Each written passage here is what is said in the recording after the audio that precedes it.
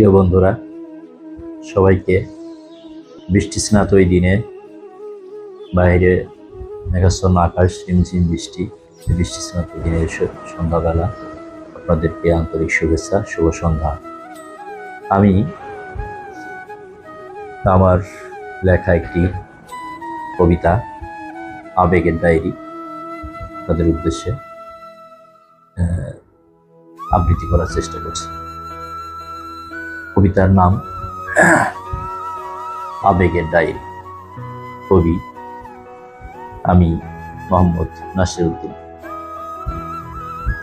আমার এ বুকে এক গোপন মহাফেজখানা আছে, যেখানে জমানো কিছু নীল কুয়াশার ঘ্রাণ।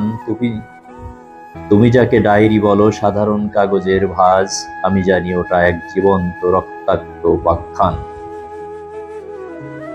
প্রতিটি পাতায় আছে এক ফোঁটা শ্রাবণের জল, কিছু চেনা রোদ্দুর আর কিছু মেঘের চাতুরি। তোমারও কাজল চোখে যে মায়া জড়িয়ে থাকে, শব্দের চাদরে আমি তারই নাম দিয়েছি মাধুরী।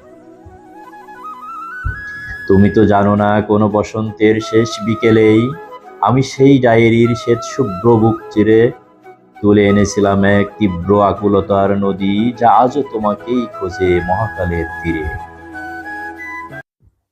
তোমার ওই হাতছানি মায়াবী অলৌকিক, যেমন চাতক পাখি চেয়ে থাকে মেঘের পানে, আমিও তেমন করে বুনেছি রূপক প্রেম এই ডায়েরির প্রতি লাইনে বিরহের গানে। মহাকাল মুছে দেবে পৃথিবীর যত রাজপথ, মুছে যাবে সভ্যতার অহংকার যত কোলাহল, তবুও অমর রবে এই রূপকের মহাকাব্য, যেখানে জড়িয়ে আছে তোমার আমার অশ্রু জল। একদিন এই দেহ মিশে যাবে মাটির গহীন ঘরে, শব্দরা তবু জেগে রবে এক আদিম ক্ষুধার্ত তৃষ্ণায়।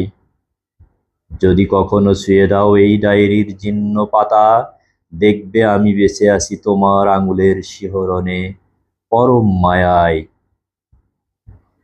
যেদিন চরাচরে নামবে এক মহাপ্রলয়ের ঘোর, স্তব্ধ হবে মহাবিশ্ব, নিভে যাবে শেষ নক্ষত্রটিও, তখনও এই ডায়েরির বুক চিরে ক্রন্দন শোনা যাবে, হে আমার মায়াবিনী, আমি মরে গিয়েও তোমাকে ভালোবেসেছি অনন্ত অবিনশ্বরতায়। ধন্যবাদ সকলের প্রতি।